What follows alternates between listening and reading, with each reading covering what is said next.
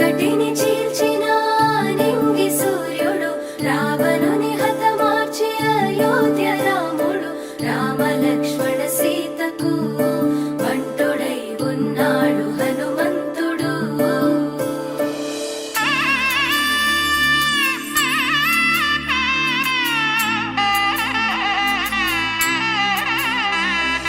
మూడు ముళ్ళ బంధము జరిగెను శుభలగ్నము సీతారాముడు ఒకటయ్యను ఈ దినము.